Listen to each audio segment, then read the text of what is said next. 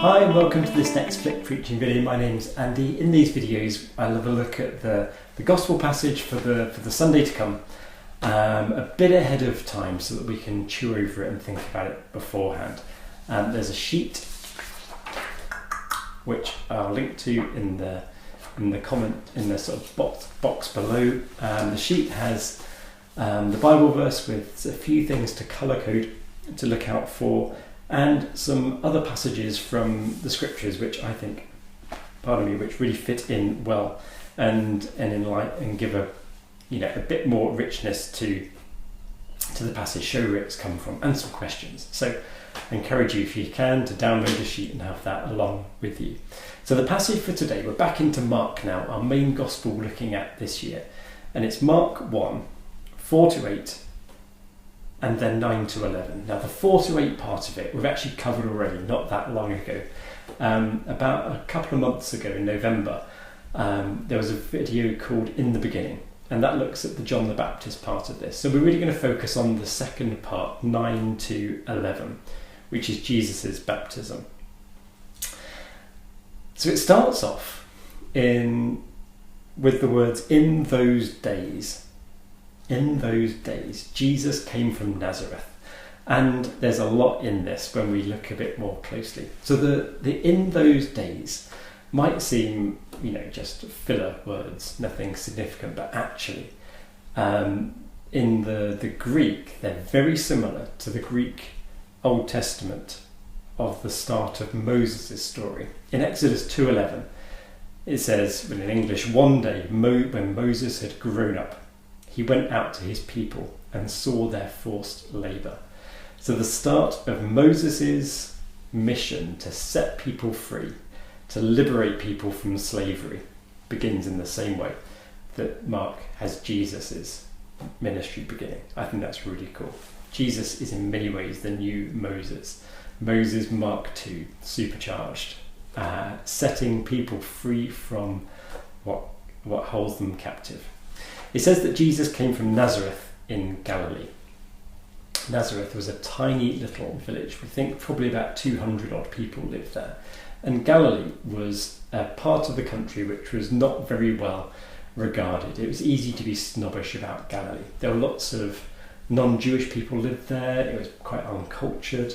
It was quite in the sticks. So saying Jesus came from Galilee and Nazareth was saying that he came from a very humble, very sort of, he wasn't coming from the centre, he was coming from the margins. And it says that Jesus was baptised by John when he came out of the water. Remember, the water in sort of the understanding at the time was a place where evil lived. So Jesus goes into the water but comes out of it. And it says the heavens were torn apart. In the other Gospels, it's changed a little bit to say the heavens were opened. But I like Mark's. The word is, we get the word schism from it. The idea of ripping open, never to be shut again. And Mark uses the exact same word at the end. When Jesus died, the temple curtain was torn in two. So you get this tearing at the start and at the end. And in both cases, they carried the sense that the barriers between us and God are being ripped open. It's becoming easier and easier to access where God is. The heavens are ripped open, the temple curtain was ripped open. Never to be shut again. Once it's ripped, it can't be shut. There's a similar thing in Isaiah. Isaiah 63-64 has some prophecies about the Messiah coming. In Isaiah 64:1, there's the prayer, "Oh, that you would tear open the heavens and come down." So that's what happened in Jesus. God tore open heaven. The Spirit came down into the earth, never to leave.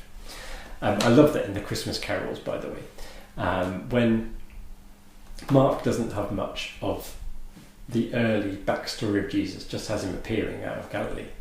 But in the Christmas carols, based on the other Gospels, we get lots of lines like, "Goodwill henceforth from heaven to earth." The idea that from now on, God is more accessible to people. The barriers have been ripped open. I think that's really, really cool.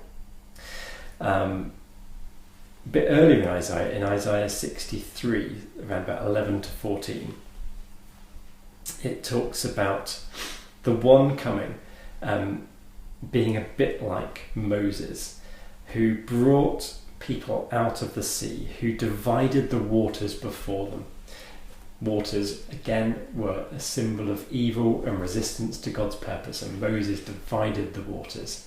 And Jesus, in his baptism, did something similar. He came out of the water and the Spirit came down. So the Spirit comes like a dove, again, not lacking in significance. Perhaps this makes us think back to, or would have made the early listeners who heard this for the first time think back to Genesis, the start of Genesis, where it says God's Spirit hovered over the waters.